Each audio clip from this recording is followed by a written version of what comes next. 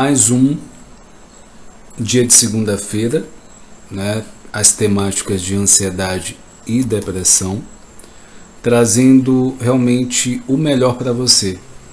Se você ainda não compartilhou essa live, curtiu essa live, manda essa live, né, para mais pessoas.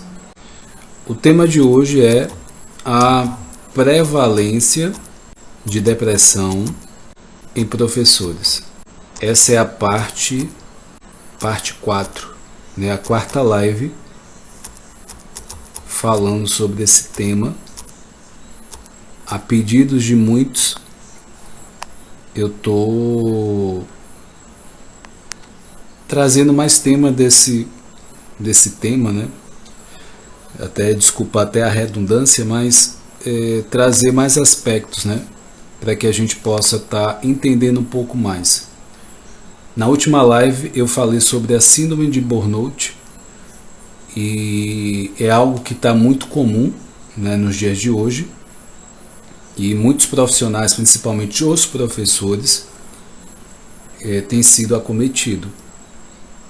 E quando acontece essa síndrome de burnout, a questão da ansiedade e depressão, eles podem vir junto a essa síndrome. E antes de começar de fato essa live, né, falar do tema, me aprofundar um pouco mais, eu vou me apresentar para quem não me conhece. Eu sou o Whindeson Moraes, sou psicólogo clínico. Além disso, eu sou coach integral sistêmico, formado pela Febracis, onde o presidente é o Paulo Vieira, autor do Poder da Ação e Poder da Autorresponsabilidade, analista de perfil comportamental, empreendedor digital, amante da vida e aprendiz. Tudo isso, né, para trazer o melhor conteúdo, né, de qualidade para você. Essa live ela foi criada baseada numa demanda cada vez maior sobre ansiedade e depressão na clínica que eu, né, sou psicólogo, e tem aumentado. Eu posso dizer que hoje 90% dos casos são em relação à ansiedade e depressão. Então existe uma urgência em relação a esses dois sintomas, e principalmente depois da pandemia, isso se agravou, né? Uma série de consequências que até hoje, apesar de ter acabado a pandemia, ainda assim vai estar repercutindo até hoje, principalmente nessa temática professores, aonde eles tiveram que dar conta, né? A inovação da tecnologia, a questão de dar aulas, né, a princípio ali na volta, né, da pandemia, dar aulas online, ter que aprender rápido, depois do isolamento, essa ressocialização, que a gente pode falar dessa forma. E aí uma série de questões socioeconômicas, social, também se agravou, né, dependendo de que, se você, né, os alunos cada vez mais com ansiedade e depressão também. Então esses professores acabam sendo, em alguns casos, até mais psicólogos na questão prática, né, não digo na formação. Tem uns que até se aprofundam em alguns conhecimentos nessa área, porque a demanda da escuta é muito grande. Então eu vi uma importância de trazer para vocês essa temática. Então compartilhe essa live, curte essa live. Você é professor, conhece alguém que é professor, faz esse, né, compartilha, curte essa live aí. Uma pergunta bem interessante: por que sofrem os professores nessa nova estrutura, nova roupagem, né, que se apresenta aí? Então, segundo uma pesquisa da Confederação Nacional de Trabalhadores da Educação, procurou entender o conflito entre a possibilidade de transformação social do trabalho do professor e as limitações que são impostas e particularmente a partir das novas formas de materialização do trabalho no âmbito da reestruturação produtiva. O que acontece? Existe uma demanda, existem regras, né, dessa instituição, seja particular ou pública, onde o professor Valéria, seja bem-vinda, grande Master Coach. Então, assim, depende muito da demanda desse professor e também da instituição. A instituição tem regras e esse professor tem demandas. Em muitos casos, o que acontece? Essas duas coisas elas acabam entrando em conflito. E uma das coisas que são prejudicadas é a motivação, é todo o contexto. Né? Aí entra a questão de salário, valorização do profissional. Então, baseado nisso, eu vou trazer, né, pontos, né, a questão da burnout. Então, qual é a definição que alguns autores trazem em relação à síndrome de burnout? Vou trazer uma definição. A dor de um profissional encalacrado entre o que pode fazer e o que efetivamente consegue fazer, entre o céu de possibilidades e o inferno dos limites estruturais, entre a vitória e a frustração. A síndrome de um trabalho que voltou a ser trabalho, mas que ainda não deixou de ser mercadoria. Essa é uma definição de um dos autores. Cláudio, seja muito bem-vindo. Então, o trabalho do professor se objetiva, né, na tensão entre o trabalho em geral, né, qualificador, transformador, prazeroso, e o trabalho capitalista, mercadoria comprada para valorização do capital.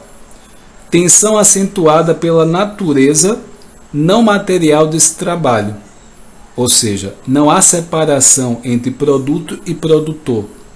Esse caráter do trabalho docente permite tanto reafirmar o espaço da consciência e da subjetividade, né? E, portanto, o poder do trabalhador, quanto cada vez mais diminui o espaço da intervenção do trabalhador com a crescente o mercado, né, de serviços educacionais e a flexibilização das relações de trabalho. Em outras palavras, se importa menos com a subjetividade desse professor, desses alunos, e se preocupa mais com a estrutura da questão de ter uma estrutura como educação, não de fato efetiva, que vai fazer a diferença de fato, na prática.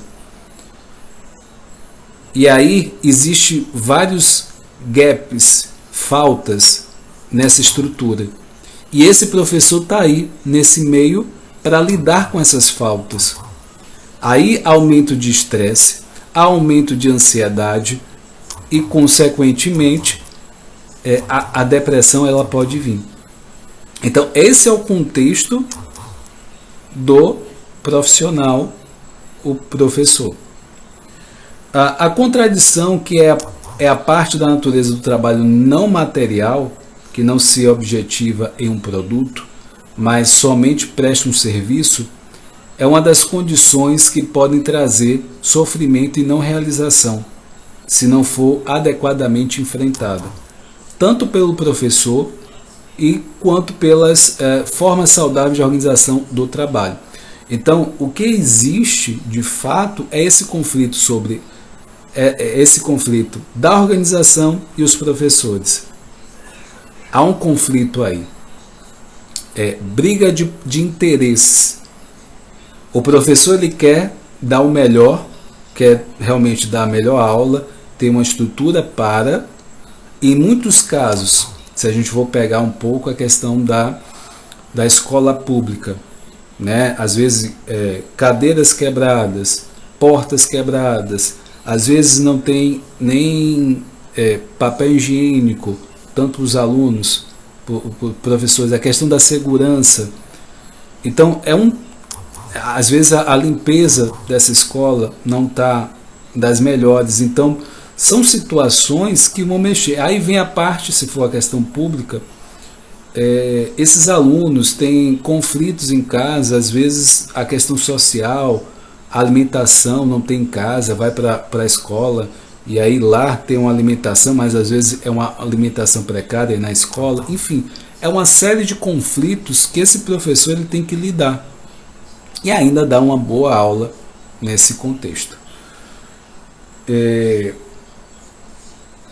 Dentro disso, né, essa dimensão específica do trabalho não material, aliada a outras, típicas de todas as formas de assalariamento, baixos salários, condições precárias de trabalho, né, intensificação, estresse, medo de perder o emprego, autoritarismo e outras coisas, pode causar síndrome de desistência, que é uma das bases da síndrome de burnout, que envolve esgotamento emocional, desenvolvimento de atitudes negativas em relação ao trabalho e falta de envolvimento pessoal no trabalho e assim por diante.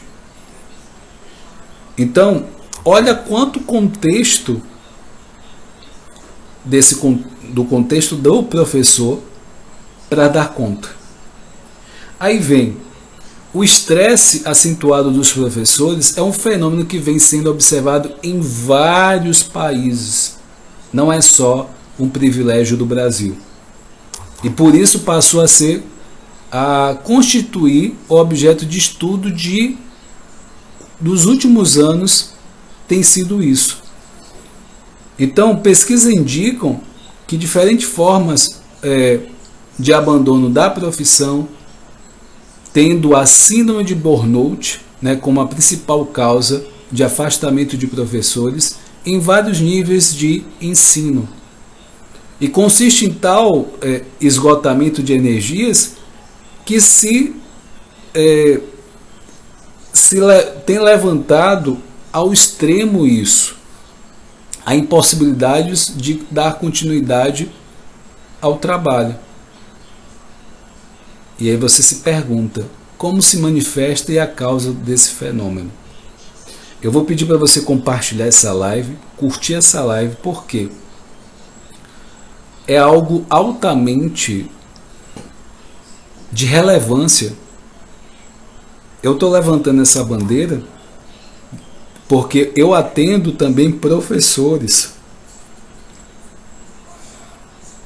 E o que eles relatam, e o estresse, porque aí eu vou sinalizar o que algumas me relatam na parte da clínica. É um sentimento de injustiça, porque querem fazer algo, levanta situações de reivindicar algumas coisas, mas nada acontece na direção do reivindicar. Não acontece nada naquela direção. A sensação de impotência é muito grande. E aí tem certas coisas que na fala desses professores, ou pelo menos o que as pessoas falam, não ligue, faça vista grossa, não olhe, não se importe com isso. E é uma coisa atrás da outra. Então é algo que exige muito em termos emocionais. Se uma pessoa que se importa muito e está vendo muita coisa errada. Então, quem já passou por isso sabe, né? Você que é professor ou professora, sabe, né, do que eu estou falando, e realmente é o que acontece no dia a dia. E aí, vamos falar um pouco mais, né, dessa síndrome, a perda de energia dos trabalhadores. Então, um dos sintomas é a perda de energia dos trabalhadores. Então, qual é o ponto da síndrome de burnout? Existe um esgotamento mental, emocional e físico também. Eu vou ressaltar uma parte que não é simplesmente se afastar. Se uma pessoa realmente tiver o diagnóstico da síndrome de burnout, não é simplesmente se afastar do trabalho. É preciso também reconfigurar essa forma de pensar. Porque a partir disso, né, esse esgotamento também é a parte física, é a parte mental. Então, só enfatizar que não é só o descanso, né? Porque a gente pode, quem está na situação pode pensar, eu estou com exaustão e tal, eu vou me afastar, vou descansar e vou voltar. Não, não é simplesmente assim. Existe uma série de fatores. Então, o burnout é um termo utilizado por alguns autores estrangeiros para designar o estresse associado ao trabalho. E foi traduzido para a língua portuguesa como perder o fogo, perder a energia. E aí representa o desgaste e a falta de produtividade, caracterizado por um aspecto relacional, na medida em que é uma resposta de estresse laboral crônico e não o estresse em si. Porque o estresse em si, ele é bom para poder você se desenvolver. Mas o que eu estou falando aqui é algo crônico. Então, o conceito original, embora tenha se desenvolvido na década de 1970 e surgiu, né, em 1969, como um fenômeno psicológico que atinge trabalhadores assistenciais. E aí, várias abordagens, né, têm falado sobre isso, e o burnout apresenta duas dimensões, né, são relacionadas a demandas e ao controle do trabalho. Em termos de demanda, são considerados um aspecto quantitativo e outro qualitativo. O primeiro é relacionado à quantidade de trabalho imposto, levando a conta a sobrecarga de tarefa, pressão de tempo para execução, e verificou que pesquisas revelam uma excessiva carga de trabalho associada ao tempo inadequado para realizá-lo pode gerar prejuízo no desempenho cognitivo, o aumento do desestresse e da reatividade fisiológica. Quanto ao aspecto qualitativo da demanda do trabalho, o burnout se refere ao tipo de conteúdo das tarefas. A natureza da demanda e a complexidade das tarefas mostram fundamentais e é relativamente se a demanda, né, é cognitiva, emocional e física. E é importante salientar nos estudos sobre burnout que revelam que particularmente os trabalhadores que atuam junto ao ser humano, como enfermeiros, aconselhadores, assistentes sociais, professores, médicos, psicólogos, ocupações similares, apresentam maior possibilidade de se desenvolver estresse, posto que a principal demanda do tipo do trabalho é lidar com as necessidades emocionais do outro. Então, geralmente, em situação de estresse, né, isso vem à tona. E maior frequência da síndrome de burnout em profissionais da área assistenciais talvez se justifique pelo envolvimento afetivo implicado no exercício das atividades dessas áreas. E aí, entende que a necessidade se estabelece por um vínculo afetivo e a incapacidade de efetivá-lo pode gerar tensão nos profissionais próprios ou, né, nos profissionais cuja atividade é cuidar do outro, o que pode levar ao distanciamento emocional como forma de proteção próprio do sofrimento. até mesmo ao comportamento de evitação que pode levar ao burnout. Eu quero que vocês entendam essa parte. Essa última parte foi extremamente importante. Todas as pessoas que estão na posição de cuidar dessa outra ou de outras pessoas, se a demanda que vem de lá, ela passa do limite dessa pessoa que está na figura de cuidar, seja um professor, todas as profissões que eu falei aqui,